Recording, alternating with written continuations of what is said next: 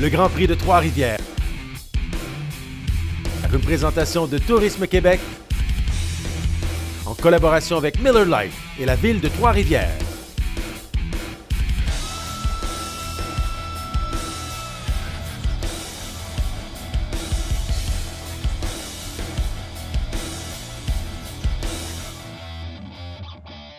Ce matin, ils nous ont donné un spectacle tout à fait extraordinaire.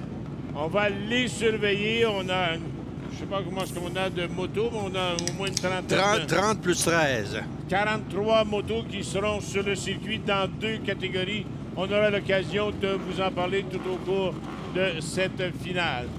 Celui qui est à surveiller, Christian Payne, le moto numéro 1, mais on surveille, attention. On donne le signal. Probablement, écoutez, c'est probablement un tour de reconnaissance, un tour de piste de reconnaissance. Oui. Alors, Oui, Gérard, que... la moto numéro 1 chez les pros, c'est il est très gros, le numéro, on le voit très bien, c'est Gage McAllister. Et c'est un bonhomme qui a fait la pluie et le beau temps depuis qu'on a des super motos ici à Trois-Rivières. Alors, je te corrigerai, mon cher ami, cette moto est Christian Payne. Attendez une seconde, chez les Pro Open, c'est Gage McAllister. Oui, mais là, là c'est du je crois. Écoutez, parce que je regarde un exemple, le 571, Stéphane Dupont. Alors, on est dans le Pro Light et le Amateur National. Ah, voilà, OK. Ah, bon, bien, OK. On a la bonne liste. D'accord. Et voilà. Bravo. Alors, ce que je vous disais, regardez les sauts.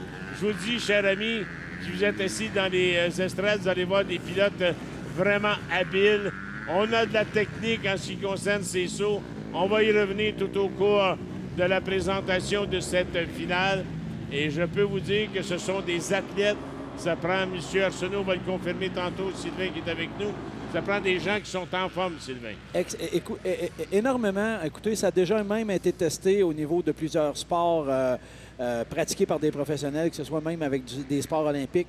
Et puis, il paraît que le motocross serait le 2e sport le plus dur à pratiquer au monde, au niveau physique. Et le premier serait?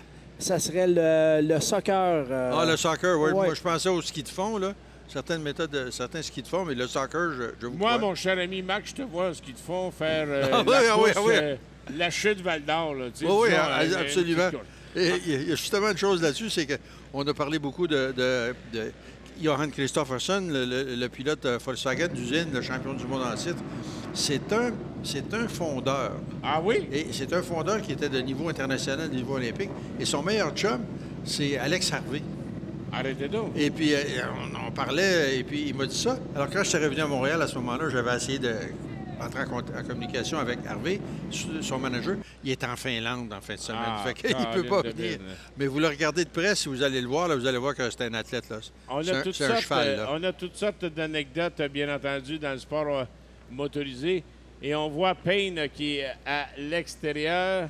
Un drôle, je vous dirais, messieurs, un drôle de choix de départ, selon moi. Ah oui? Oui. Ah oui, à cause? Oui, bien, parce que il va être obligé de prendre la première courbe.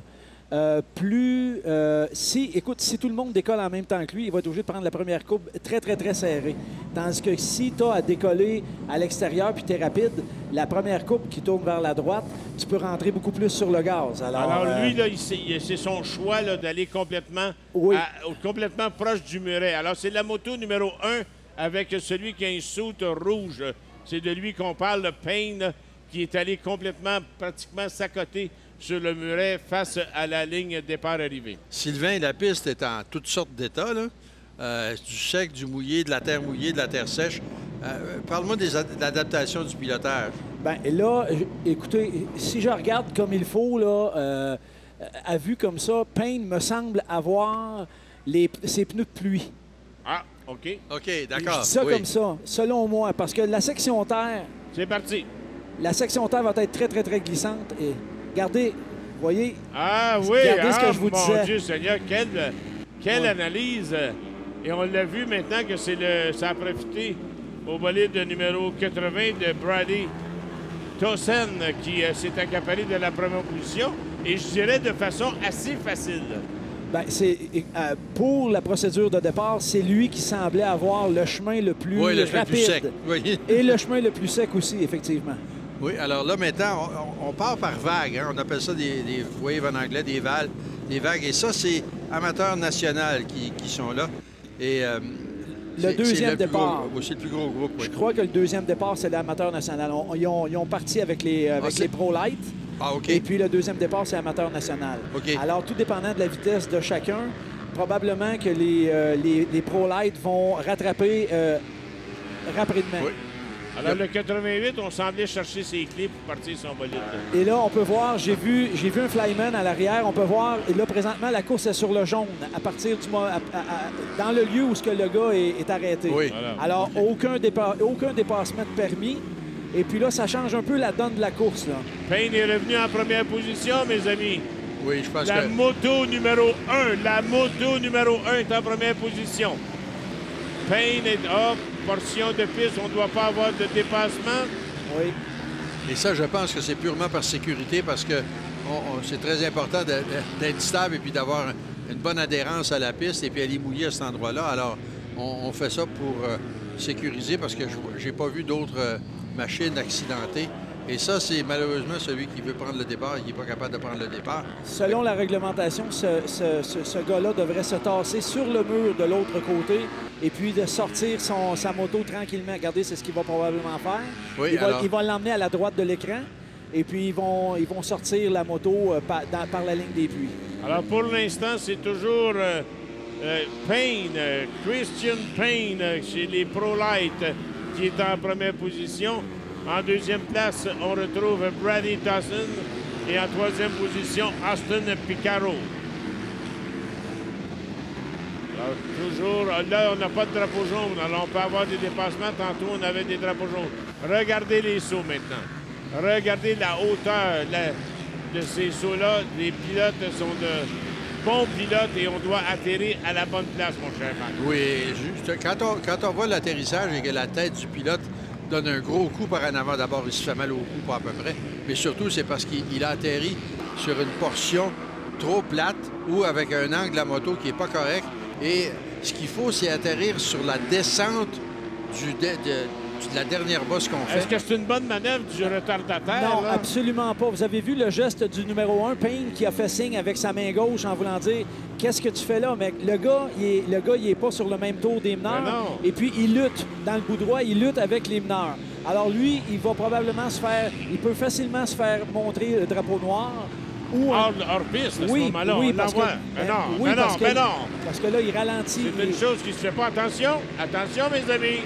Attention, mes amis, on a une belle lutte pour la première et deuxième place. Et là, vous voyez bien que les gars rapides roulent à droite et que les gars lents roulent à gauche. Là encore, une mesure intelligente de sécurité pour pas que quelqu'un te passe à la hauteur de ta tête. Tu vois ses pneus, là, ça m'est arrivé une fois, mais puis c'était pas le fun du tout. Hein? Non. C'est pas une situation comme... Et on joue avec la sécurité des pilotes aussi, là. C'est sûr qu'on est en compétition, il faut être le plus rapide, mais à quelque part, il faudrait que les officiels prennent mesure de cette sanction. Les officiels, je pense, font un très bon travail. Là. Ce que je voulais dire, c'est que ça allait bien. J'étais impressionné. Ouais. C'est bon. Définitivement que les plus rapides dans la série Pro Light rattrapent assez rapidement les gars qui roulent dans l'autre classe, qui est le amateur national. Écoutez, ça met un élément au spectacle de plus, mais pour les pilotes, c'est pas toujours facile à gérer. Autant pour celui... Oh, on est roue à roue maintenant. Attention, on est côte à côte, side by side, wheel to wheel, handle to handle, et on voit que Payne conserve sa première position. Et on fait attention, hein, la piste est très glissante. On vient de voir Payne, là, actuellement, mettre un pied à terre à un moment donné. Et les autres qui freinent. Et tout le monde colle de la roue avant. Bravo. Les pneus très efficaces. Et les pneus de pluie, là, pour ceux qui les ont, ça fonctionne aussi tout le temps. Ça fonctionne très bien. Bien, vous voyez, là, c'est ça. Payne a ses pneus de pluie, là. Ça, c'est un choix. Ça, c'est un choix du pilote, hein. On ne sait pas si la piste va s'assécher convenablement. Le soleil n'étant pas aussi fort qu'à son zénith et tout. Alors, le choix de pneus de pluie, pour le moment, c'est bon pour Payne. C'est le bon, oui. Alors, moi, je regarde Brady Dawson, là. Lorsqu'on arrive au saut, on semble avoir un peu l'avantage sur Payne. Oui. Et on a un nouveau meneur. On a un nouveau meneur avec un retardateur.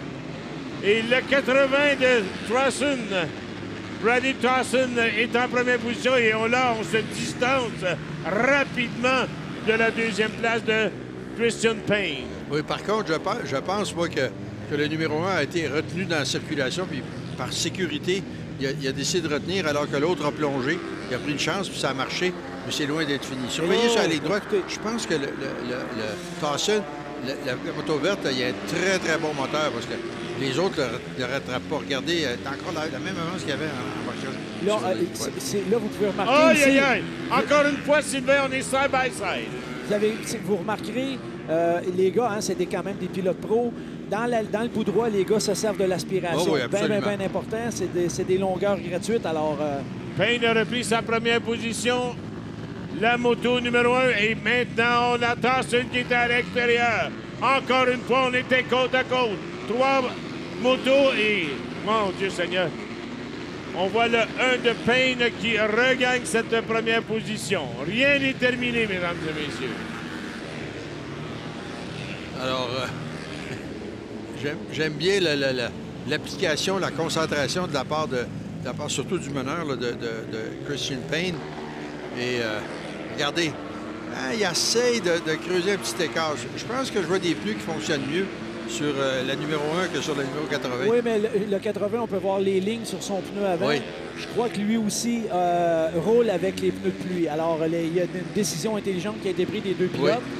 Puis ils se sont rapidement départis du 175, là, Austin Pecoraro. On ne le voit pas là, pour le moment sur l'écran. Alors, je sais pas la lutte, Sylvain, est en première et deuxième place. Oui. Tantôt un, tantôt l'autre. On s'échange à qui mieux la première position. On est dans les sauts. Attention. Le 12 qui a atterri, ça a talonné. Le dessous du moteur a frappé. Vous avez vu la terre a revolé. Lui, là, il a mangé un coup. Là. Ça va faire mal. Et pendant ce temps-là, regardez. La prudence, mais pas trop retardée pour ce qui est du meneur. Et c'est Dawson qui a été coincé derrière le bonhomme. Regardez, c'est Dawson qui a perdu dans les champs. Mais le 12, il y a du moteur. Attends une seconde, là, je ne sais pas qui c'est. Mais, Joe Hagley. Joe Hagley, ah oui. Absolument. Il y a l'expression québécoise, il y a du mot. Oui, il y a du mot. Là, je surveille toujours Payne avec la moto numéro 1 qui semble aucunement intimidé. Pour l'instant, on se distance quelque peu de la deuxième position de Brady Dawson. Tantôt, Dawson semble gagner du terrain, semble en perdre. On est au saut. Au triple saut maintenant. Belle hauteur pour Dawson et Payne. Écoutez, présentement, on a quand même 2 classes sur la piste. On est concentré beaucoup sur le Pro Light, mais je voudrais signaler celui qui mène dans la classe amateur nationale, Stéphane Dupont de Latuc, un coureur qu'on pourrait quand même dire local. Alors, Stéphane Dupont de Latuc, il est en 4e place. Il est en 4e place au combiné, mais en première position dans l'amateur national. Alors, très belle performance de Stéphane Dupont, le 5,71 de Latuc. Moi, j'aime bien le petit coup de bottine que Payne donne. Oui. Moi, j'aime bien ça. Là. Je trouve que ça a du style un peu. Là. Oui. Il rentre dans le couple, là, puis on voit sa jambe là, qui s'allonge quelque peu. Là, c'est l'appui. Mais je l'ai vu tout à l'heure. Allonger la jambe. Ça a été... Attention, Marc, excuse-moi. Est-ce qu'on réattaque du côté de Dawson? On est roue à roue, wheel to wheel encore une fois. On a un retardateur. Surveillez les lignes de course. Le radiateur. On voit ici le meneur, le 5,71 Stéphane Dupont de Latuc, celui qui mène dans le amateur national. Que tu mentionnais tantôt. Oui. Et ce que je voulais dire, c'est qu'ils ont doublé quelqu'un qui était tellement lent, là, je pensais que c'était moi. Il avait à peu près la même forme physique aussi. Ah, mais attention, là. Attention, Marc, j'approuve ce que tu viens de me dire, mais pas dans tes jeunes années, quand même. Oui, mais j'ai jamais eu le plaisir de faire ce sport-là. C'est une grosse erreur de ma part. Moi, j'insistais sur le circuit routier. Puis en fait, ça, c'est... Faire attention à ce que je dis, là. Mais c'est vraiment le fun. Ah, ouais, le circuit routier, c'est de l'ouvrage. Ça coûte cher. Ça coûte pas mal moins cher, puis tu t'amuses. Mais je trouve, j'aime ta remarque, mais je trouve qu'on a, faut allier plusieurs types de pilotage, puisqu'on est asphalte et terre, et ça donne toujours un spectacle en devant. La première position, mon cher Marc, on se suit depuis 10 tours, roue à roue, wheel to wheel, et personne ne se fait de quartier dans cette finale. Bon, là, la question, Sylvain, c'est est-ce que c'est le 80 qui attend la fin de la course pour doubler ou est-ce que le 1 a quelque chose, Payne a quelque chose en main pour résister? Alors, selon le temps chronométré, il resterait 1 minute à faire. 1 minute à faire dans cette finale. On les surveille. Écoutez, comme je parlais... Oh! Oui, on a une chute du numéro 12, je crois. C'est Joe Hagley. Oui, Oui, c'est ça. J'espère qu'on a une reprise. Si on a une reprise, malheureusement, je pense que... Deux pilotes, là. 2 motos. Mais pour l'instant, on revient à nos meneurs. Est-ce qu'on est dans le dernier tour? 44 secondes à faire. Écoutez, vous voyez, celui qui avait la position de contrôle un petit peu, c'était quand même le 80 parce qu'on disait la même chose tout à l'heure. C'est que le 80 suivait le rythme du 1. Donc, il savait où qu'il freine, où qu'il regaze. Et vous voyez, là, regardez, là, il en a profité. Il a peut-être dit, moi, je mets le flasheur, puis je passe, puis je m'en vais. Je ne sais pas, on va voir, mais il ne faut pas compter M. Payne. Oh, Payne revient à la charge! Oui, Payne revient à la charge pour la première position. Encore une fois, quelle bataille! En fait, ce que je vois aussi, c'est que le pneu du dernier tour, le pneu de Brady Dawson, le pneu arrière est fini. Chaque fois qu'il essaie de vraiment accélérer, ça vient en travers. Alors, il est obligé d'attendre un petit peu plus longtemps que le 1 avant d'accélérer et ça lui coûte 1 mètre à la sortie de chaque virage. Et puis, regardez l'accélération du 2 qui vient de creuser le petit écart par rapport au 80. Alors, on a Dawson, le 80, Payne. Alors, j'aime bien ça, un pneu usé comme ça, mon cher ami. On vient de reprendre la première position. Ça va se passer là, les amis. Aïe, aïe, aïe, aïe, aïe, aïe, aïe, aïe, aïe. Hey, quel spectacle! Et voilà le pneu usé, le 80, qui reprend sa première position. Regardez, là, 2 fois, il a glissé, puis là, le 1 est revenu devant lui. Encore une fois. Attention, rien n'est terminé. Là, on a un retardateur. Les retardataires vont Payne changer est à la l'intérieur. Payne l'accélération. On les surveille, on est sur la portion asphalte. Drapeau à damier pour Payne. Christian Payne, quelle course! Quelle course! Quel spectacle! Et on est d'accord que le 80 est perdu parce que le pneu était trop usé. Ça collait plus, malheureusement. On vient se féliciter et il se félicite. Écoutez, superbe course. Écoutez, une bite d'agressivité peut-être un petit peu trop du 80. Oui. De la finesse de la part du numéro 1. Absolument. Et puis moi, le terme que j'emploie pour le numéro 1, c'est « never give up ». Ça veut dire que le gars, il n'a jamais lâché. Parce que les positions se sont changées régulièrement. À qui mieux mieux? À qui mieux mieux? À qui mieux mieux? Le 1, Christian Payne n'a jamais lâché. Alors... la tête. Des deux, l'intelligence des deux, là. Oui, l'intelligence des deux, mais c'est... Oui. J'enlève rien à Dawson. Je donne la victoire. Ça y va du côté amateur, c'est toujours Stéphane Dupont, le 571, Parker Pittman, le 805 et Kevin Gear, le numéro 9, qui sont les 3 premières positions. Mais nos champions, dans cette finale, mes amis, nos champions sont bien entendu Payne et Dawson qui ont donné un spectacle tout à fait. On les applaudit, nos valeureux pilotes.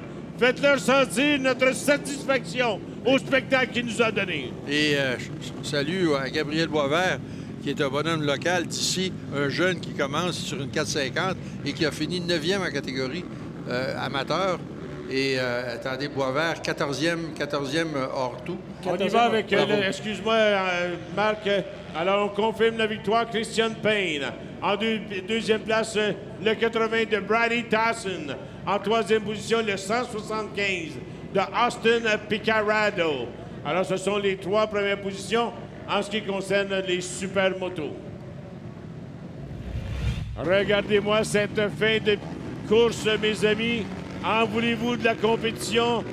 Sylvain en a parlé, Marc l'a souligné. Les 2 bolides qui étaient côte à côte dans les sauts. Tout pouvait arriver. On a bien contrôlé nos montures. Quel spectacle! On est tout simplement en parallèle entre les 2 bolides. On pensait bien que Dawson garderait sa mesure, mais immédiatement, la portion asphaltée, on a vu que Payne est venu chercher cette fameuse première position. Aïe, aïe, aïe, aïe, aïe, aïe. Est-ce que vous avez apprécié le spectacle, mesdames et messieurs? C'est vraiment une belle course comme Ouais. comme on aime les voir à Comme on Trois-Rivières. aime les voir, on a été professionnels en marque de chaque côté. Mais c'est pour ça que j'aime ça, la moto. La course, il y avait de l'action. Et tout est réaliste en termes de budget pour des gens qui veulent commencer. Je le sais qu'il y a des gens qui ont peur que ça se fasse mal. Mais aujourd'hui, là, il y a des gens qui ont tombé, puis mon Dieu, on se relève, puis on s'en va. L'équipement de sécurité est tellement de haute qualité maintenant. Les bottes, les cuirs, les gants, les casques. Ils ont la colonne aussi protégée. Hein? Bien, ils ont tout le dos protégé. Il y a comme un dossard qui commence juste en bas du cou et qui descend jusqu'en bas du coccyx. Ah oui. Alors, on tombe, et puis maintenant, il y a même des cuirs gonflables. Si vous avez du budget, là, quand vous tombez à terre, ça gonfle. Vous avez l'air de M. Biendôme, M. Michelin. Okay. Mais vous êtes tous d'un morceau, et là-dessus, ça protège aussi le cou.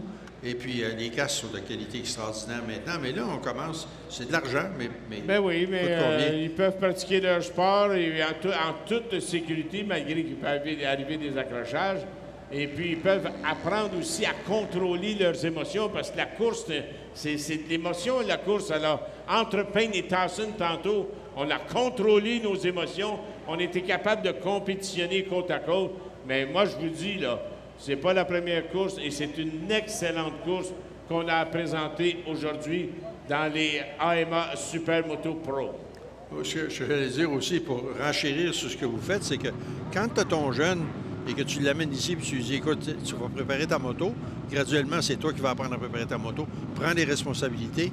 Après ça, prends de la discipline puis de la maturité en piste pour faire les choses de façon intelligente. Et ça fait des jeunes qui sont débrouillards et n'ont peur de rien, en fait. Ils n'ont pas peur d'aller étudier, ils n'ont pas peur de travailler. Et bravo. Alors maintenant, Jerry, prochaine course. La prochaine course qu'on s'amène sur le circuit, les pros. Alors, les pros qui s'amènent sur le circuit. Là, on va voir mon ami McAllister. Oui, le numéro 1. Le numéro 1. Encore une fois, le numéro 1. Encore une fois. Encore Écoutez, une fois. Là, les temps de piste vont changer aussi. Hein? On a eu les meilleurs temps de piste qu'on vient tout juste de regarder avec Christian Payne. On était dans le 58, 300 ou 400 quelque chose. Et puis là, on s'attend de la part de Gage McAllister, on s'attend au 54. Alors, on parle de 4 secondes au tour de plus rapide. Le spectacle va être relevé un brin, là, présentement. Oui, là. les machines sont plus rapides. Les gens utilisent plus de pneus neufs en bonne qualité. Les suspensions sont mieux réglées. On a assez d'expérience pour tirer tous des petits avantages des conditions par rapport aux autres. Alors, tout le monde va rouler un petit peu. Mais l'affaire, c'est que tout le monde les connaît, les secrets. Donc, ça demeure compétitif encore. Attention, là, tout le monde les connaît. Là. Wow, M. Quentin. Monsieur Quentin, avec tout le respect que j'ai pour vous, il y a toujours des secrets qui ne sont pas dévoilés. Il y a des choses qui sont expérimentées sur les motos et on n'ira pas dire à mon voisin qui est compétiteur avec moi, voici mon secret, là. Pas d'accord avec vous, là. On vient de partir une discussion. Un 800 pièces de moto, là, puis tu vas avoir tout ce dont tu as besoin, là. Parce qu'il va vendre des pièces. Non, mais c'est parce que des pièces sont sur le marché, c'est communément disponible. OK. Alors, c'est votre idée. Attention, M. Arsenault, à vous maintenant. Ben, écoutez, je dirais, tout ce qui est visuel, hein, on peut s'entend, s'apprendre. tout ce qui est visuel peut se copier et peut s'apprendre. Okay. Alors, si quelqu'un arrive avec une pièce qui est différente d'un autre, visuellement, ça se sait rapidement. Tout le monde se regarde même. Ils se disent tous, sont tous copains, mais sont tous compétiteurs quand même. Ben oui. Alors, visuellement, ils sont capables de voir ce qu'il y a de différent sur la moto d'un, la moto d'un autre. Comme là, c'est Gage McAllister qui est leader au championnat. C'est lui qui mène. Alors, veut pas, c'est lui qui est un peu le coq. C'est lui qui est le coq, puis c'est lui qui est la référence pour le moment. Oui, exactement. Moi, j'ai toujours su en sport motorisé qu'il faut aller le plus près possible de l'illégal. Oui, parce que c'est normal. Mais pour renforcer ça... Faut pas se faire prendre. Attention, et voilà. Oups, on a manqué le départ ici. Oh. Mais c'est... Là, on a McAllister. Non, la procédure de départ n'a pas été comprise probablement comme il faut par les pilotes. Et puis là, on a vu Gage McAllister lever le bras. il y a quelque chose de pas correct dans la procédure de départ. Là. Mais bon. Attendons voir. Est-ce qu'on peut reprendre le départ? On va attendre la décision des officiels. Oui, la main est en l'air. Si on levait la main en l'air, ça veut dire qu'il y a probablement les drapeaux sont sortis. Mais l'autre chose que je voulais dire aussi, c'est que si McAllister, il y a un drapeau rouge, si McAllister a le meilleur moteur parce qu'il y a du budget, le bonhomme qui a préparé le moteur, lui, il voudrait en préparer d'autres puis les vendre aussi pour faire de l'argent. Oui, je suis d'accord avec toi. Tu vas voir l'autre et puis là, les choses que tu n'as pas vues sur le moteur, c'est la même chose avec les amortisseurs. Et ça marche le Hollins, mais tout à coup, quelqu'un arrive avec un Riger ou un autre amortisseur comme ça. Et là, tout à coup, il y en a 3-4 qui arrivent avec la même amortisseur. Ben oui, je suis d'accord avec toi. Là. Je ne dis pas que les compétiteurs sont tricheurs, c'est pas ça. Là. Non. Mais comme vous disiez tout à l'heure, M. Quentin, dans l'amortisseur, c'est souvent là où il y a le plus de secrets parce que c'est de la pièce interne. Mais c'est du réglage. C'est ça. C'est du réglage. C'est être le plus intelligent de la gang parce que ces bonhommes-là ne travaillent pas à refaire l'intérieur des amortisseurs. D'abord, ça coûte assez cher. Et les amortisseurs sont de très, très haute qualité. Hein. C'est pas de la scrap qu'on met sur ces machines-là. C'est des amortisseurs de 4, 5, 6, 7, 8 000 Non, mais moi, je peux parler aussi du réglage. Oui, c'est ça qui est le secret. Comment est-ce qu'on appelle ça de haut en bas? L'amortissement, puis la compression, puis la détente. Alors, c'est ça que je peux vous dire. Là. Mais, écoute, moi, ça fait quelques années que je suis en sport motorisé. Et c'est toujours plaisant de voir l'évolution des pilotes et de quelle manière qu'ils se sont pris pour gagner ces millièmes de seconde et conserver cette première position. Alors, on vous a parlé abondamment de McAllister tantôt. Ça va être le pilote à surveiller. Oui, Marc? On a eu une belle démonstration de tempérament d'un des organisateurs là, qui est allé exprimer clairement à des gars d'arrêter de jouer des nonos puis d'essayer d'améliorer leur position au départ. Il a été très clair. Bon, mais là cette fois, c'est bon. Le départ est donné. Cette fois, c'est le bon départ. McAllister, maintenant, se retrouve en 3e position avec sa moto numéro 1. C'est le 12 qui est en première place pour l'instant. Et on va l'appeler le 12 parce qu'il est malheureusement... Ah oui, on va le trouver ici. Écoutez, moi, je vous dirais visuellement, le 12, ça me semble être Tommy Lemieux. Ah bon, OK. Alors, parce que je le connais très bien, c'est un copain à moi, c'est un gars de Shawinigan. Tommy a eu un excellent départ, mais disons que McAllister n'avait pas l'intention de le laisser se sauver. Alors, et voilà, McAllister est déjà en première place. C'est ça. On a réglé les pendules assez rapidement. À peine un tiers de tour, on est venu reprendre une position qui lui revient puisqu'il a été le plus rapide tout au cours de la journée. Ouais, là, je viens de le reconnaître, le 12, par son style. Est-ce qu'il a la forme pour maintenir ce style-là jusqu'à la fin de la course? Tommy Lemieux est un ancien pilote de motocross dans la classe pro. A fait le Supercross de Montréal à plusieurs occasions. Je dirais oui, mais McAllister va probablement y aller sur un train d'enfer. Ah non, mais je pensais pas qu'il pourrait rejoindre McAllister. Je l'ai vu puis je l'ai regardé. Mais l'affaire, c'est que c'est physique, sa façon de conduire. McAllister, il laisse sa machine faire le travail. Et puis le 12, là, il se bat avec la machine, puis il travaille avec la machine. Puis quand tu vois ça, Marc, est-ce que c'est à cause de sa position? C'est à cause de la position puis de l'attitude. Regardez McAllister, il laisse sa machine aller, et puis il lance, puis tout ça, alors que l'autre contrôle, l'autre est en raideur tout le temps. Et ces bonhommes-là font... le mot anglais, c'est « arm pump ». Ils viennent qu'ils ont des crampes dans les bras à l'intérieur ici parce qu'ils viennent fatigués parce qu'ils travaillent. Alors que le bonhomme comme McAllister, lui, McAllister, il est là, il est accroché après le bicycle. Il laisse sa bicycle s'en aller, puis il se tient là, puis il laisse sa bicycle faire le travail. Moi, je te parlais de ça parce que je regarde la position assise de McAllister et je regardais Tommy Lemieux. On semblait être plus droit sur sa monture. Oui, qui? Selon vous? McAllister ou Tommy Lemieux. Ou Bobby Lemieux. Je pense que Lemieux travaille plus fort. En plus de ça... Alors, tu l'as bien expliqué, Marc. Un peu plus corpulent. Et ça veut dire qu'il est obligé de travailler plus fort pour se tenir sur la machine. Alors que McAllister s'amuse. On fait du freestyle quelque peu pour montrer aux spectateurs la domination. Tu joues avec la tête des autres. Là. Tu dis, non seulement vous n'êtes pas capable de me rejoindre, mais j'ai le temps de faire le fait fido. On a 1 seconde point 2 d'écart. On est au 3e tour. On a 1 seconde point 2 d'écart entre McAllister et Lemieux. On parle de jouer dans la tête du monde. Au 24 heures du Mans, une année, il y a très longtemps, il y a 30 ans, le leader avait arrêté dans les box. Ils avaient lavé la voiture. Là, il était sorti, puis il est allé prendre le drapeau d'amis. Il veux-tu planter tout le monde, vous pensez? Wow. Ça, c'est jouer de la tête du monde. On va parler à Jerry Rochon tantôt pour savoir, pour confirmer ce que tu viens de nous dire. De façon sérieuse, on revient à la compétition, c'est vrai. Écoutez, messieurs, on a quand même une très, très belle performance du 12, là, Tommy Lemieux. Oui. Il est encore en deuxième position. Oh, oui. Il est poursuivi par le... Bronson Pierce. Exactement. Alors, Tommy se défend très bien pour un gars qui s'est fait offrir une ride, lui, hier. C'est lui qui s'est fait offrir un bike avec le week-end fourni. Là. Je trouve qu'il s'en sort très, très bien. Mais le 32 là, est en train de le poursuivre tranquillement. Là. Alors, c'est là qu'on va voir, vous parliez de forme physique tout à l'heure. Okay. C'est là qu'on va voir si Tommy pompe pas trop des bras. Et puis... Regardez, ça a l'air facile de se coucher sur le bicycle pour être plus aérodynamique, mais il faut que tu forces pour rester là. C'est de l'ouvrage. Il n'y a rien de facile. Et Tommy, c'est vraiment pas une critique, là, mais vous me dites que c'est un pilote de motocross. Ici, là, il est obligé de travailler, se lever, se baisser, tout ça. Mais regardez le 32 qui s'en vient aussi. Là. Alors, mesdames et messieurs, Marc Quentin est tellement convaincu ce qu'il m'affirme, il craque sur la table avec son poing en disant « Jerry, crois-moi ce que je dis, tout est vrai. C'est la vérité absolue. » Non, mais je tape sur la table parce que j'aime ça. Ben oui, je sais, Marc. Regardez travailler. Puis regardez maintenant le 32 là, qui pousse très fort.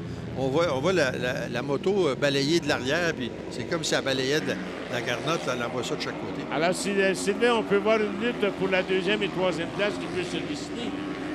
Même si on a une domination de McAllister. Oui, disons que McAllister a décidé de ne pas faire partie de la fête là, pour le moment, là, pour la deuxième et la troisième. Oui. Il a décidé qu'il s'en allait en avant. Bon, il n'est plus dans le 8-1-9, le McAllister. Non, il est dans un autre. Non, il a changé de son.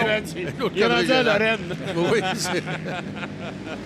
Mais c'est quand même beau de le voir, de la manière qu'il maîtrise. Regardez, les écrans sont là. La manière qu'il maîtrise ses sauts. Oui.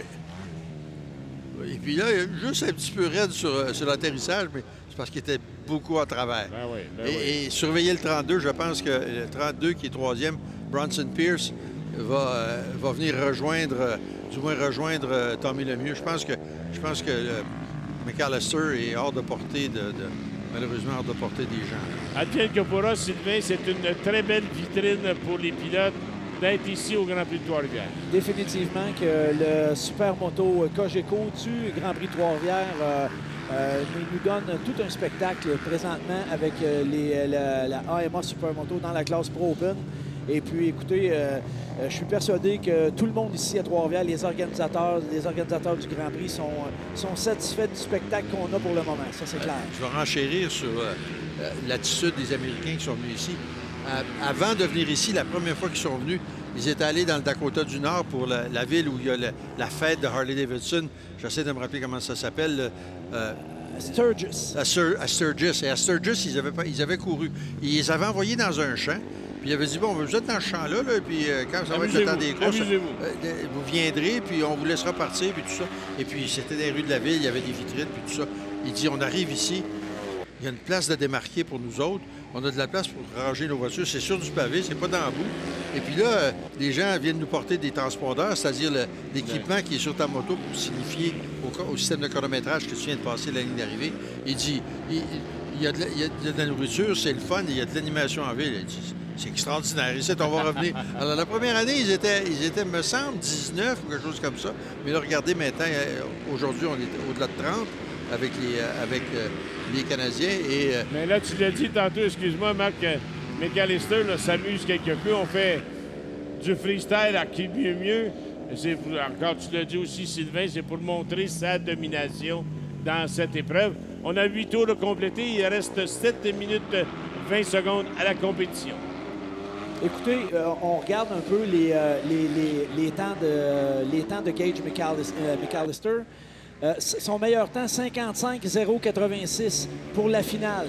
Alors, la pluie a changé un petit peu la donne, parce qu'on a eu 54,050 en qualification cet après-midi. Alors, on voit que la pluie a ralenti les pilotes d'à peu près 1 seconde. On voit certaines parties de la piste qui sont encore détrempées. Et puis, probablement que la partie terre est beaucoup plus boiteuse, comme Oui. on peut dire. On là. semble s'approcher, Marc, pour la deuxième et troisième position. Tommy Lemieux et Bronson Pierce. On l'a dit tantôt, on va avoir une lutte pour la deuxième et troisième place. Oui, avec 6 minutes et 35 secondes à faire. Moi, j'aime bien la façon que le 12, que le mieux s'accroche. Il lâche pas. Il est déterminé. Il va être fatigué à la fin de la course. J'en suis certain. Alors que le 32 travaille. On s'approche quelque peu. On gagne de mètre en mètre à chaque tour.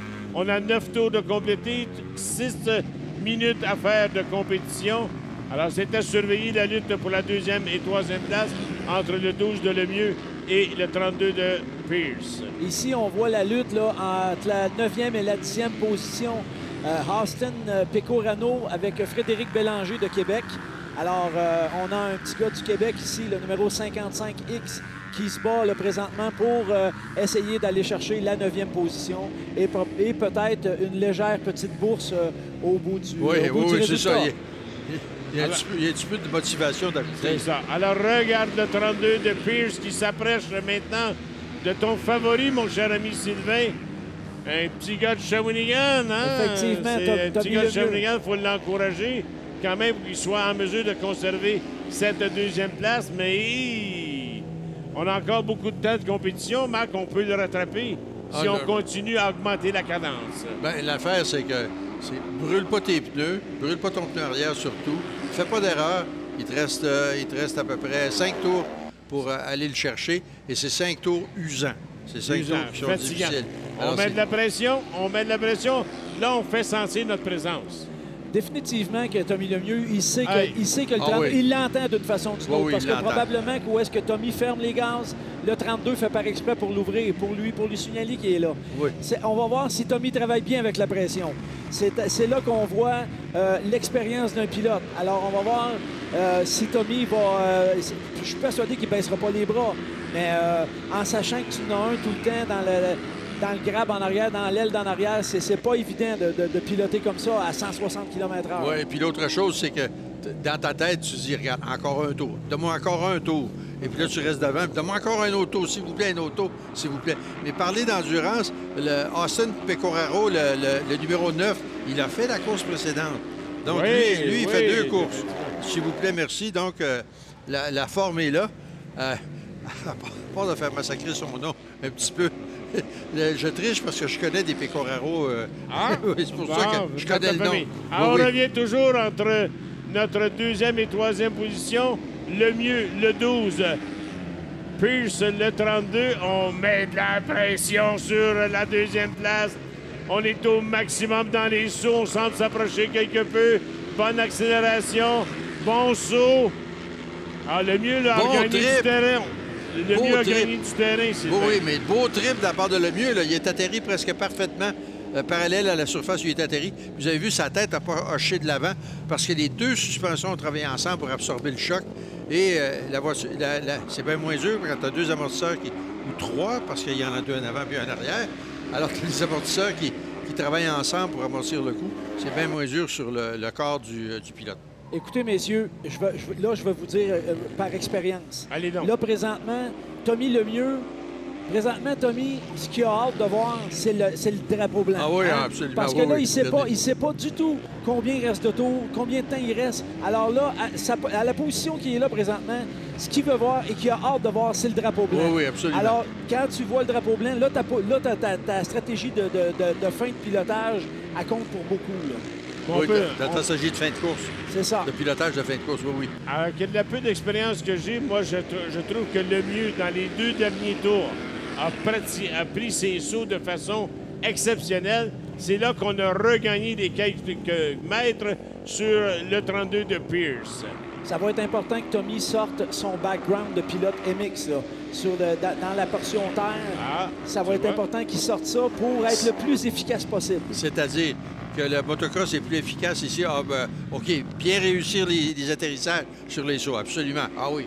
Et ça va. En plus de ça, c'est que quand tu atterris mal, c'est fatigant. Ça te tue. Ça t'épuise, hein? Oui, ça t'épuise. C'est comme en motocross où moi, je faisais de l'enduro.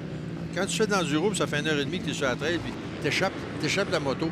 t'as plus d'énergie pour la lever. Puis si tu la lèves, t'es plus capable d'embarquer dessus. Puis si t'embarques dessus, t'es plus capable de partir. Fait que, c'est comme... Fait que ça veut dire que t'es aussi bien d'abandonner.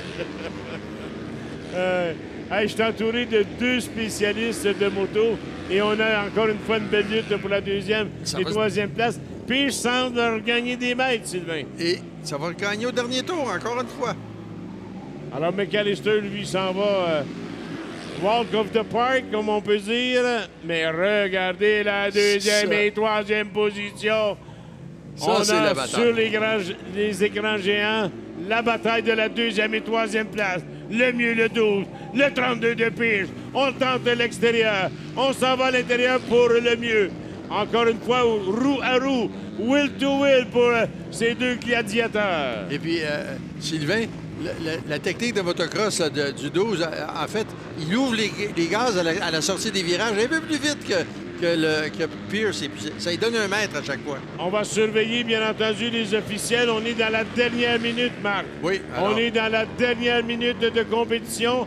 Attendons voir le fameux drapeau blanc. Je crois pas qu'ils vont se le faire présenter là, parce que ils se font présenter le drapeau blanc, selon moi, complètement à la fin. Alors... À la fin, hein? On va oui, voir. Oui, vous avez raison, il reste assez de temps. Ah, Ben voilà, le non. drapeau blanc. Alors un là, vieux de la vieille comme moi. là, la stratégie de course. Là, on a vu le 32 qui a essayé d'utiliser l'aspiration dans le bout droit. Alors là, ça va jouer. Oh! Aïe, Non, aïe, non, aïe, non. aïe, Oui, aïe, oui, aïe, oui. aïe. Oh! Aïe, aïe, aïe, aïe, aïe, aïe, aïe, aïe, aïe, aïe, aïe, aïe. On a déporté Tommy Lemieux à l'extérieur. Ça profite à Pierce, mais attention, on n'a pas dit notre dernier mot. On est dans les sauts arrière.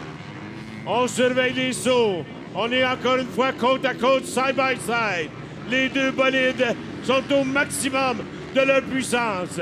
Quelle compétition et quelle finale. On s'est accroché, on s'est touché.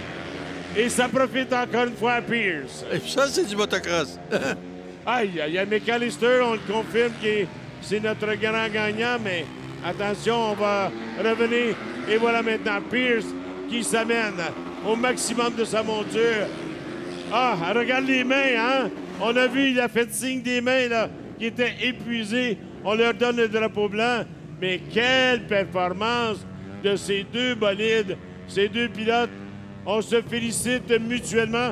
Encore une fois, Marc et Sylvain, je lève mon chapeau au professionnalisme de ces 2 courses. Mais là, il est arrivé quelque chose dans les derniers tours qu'on n'a pas vu, là.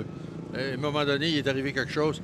Et puis ça a permis justement à celui qui a fini 2e, Pierce, de prendre l'avantage sur le mieux. Ça l'a joué du coude un petit peu ça joue dans la dernière chicane Ouais, après les sauts. C'est ça que je disais, le rallycross, le motocross, oui, exactement. J'espère qu'ils l'ont enregistré, puis sur la reprise, on va peut-être le voir. Notre réalisateur est peut-être assez agile pour... Oui, je connais Martin. Et j'ai même remarqué que Mr. Pierce n'a pas pris le chemin de course. Il a de l'air d'avoir sauté par-dessus le banc de sable. Alors, je ne sais pas si les arbitres vont faire une... Tu penses? Ah, il a coupé le circuit. Il a coupé le circuit. On va au résumé. On va voir les images maintenant. On voit le départ. On voit la domination de McAllister dès le départ. On a tenté du côté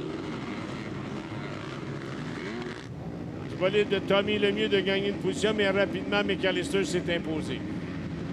Belle course jusqu'ici. On a eu une bataille épouvantable entre la 2e et 3e position. Regardez les sauts. On a une belle hauteur pour les sauts. Wow!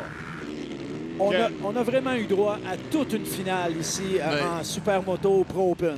Les 2 finales. Alors, McAllister qui donne un peu de freestyle aux spectateurs. S'est amusé comme un petit fou, mais voilà la vraie bataille. Oui, monsieur. Hey, la bataille écoutez, de Titan. Les mecs rentrent là à près de 60-70 km/h. Vous avez vu les coups de coude qui se sont donnés? Oui. Encore une fois, Lemieux et Pierce. Regardez, Regardez-moi ça. Il a sauté par-dessus. Ben oui, on vient de le voir. Il a sauté par-dessus le remblai. Alors, est-ce qu'il y a un arbitre qui va corriger la situation en... Je ne sais pas, là. Écoutez, c'est délicat. Moi, être arbitre, ça serait une décision très délicate. Alors, on s'est félicité quand même mutuellement entre Lemieux et Pierce. Mais pour l'instant, Officieusement, bien entendu, c'est le 25, la moto numéro 25 de Cage McAllister qui termine en première position. En deuxième place, on retrouve le 55 de Tommy Lemieux, sans oublier en troisième place sur le podium, Bronson Pierce. En étant un vieux commissaire, moi-même, si j'étais à la place des juges, je dirais, les deux gars s'entendent, il y a assez de troupes qui viennent vers moi, j'en partirai pas. Ça va être la fin de la course, puis c'est final, c'est comme ça que ça va. Ils ont donné un spectacle vraiment extraordinaire. Le Grand Prix de Trois-Rivières, une présentation de Tourisme Québec en collaboration avec Miller Lite et la ville de Trois-Rivières.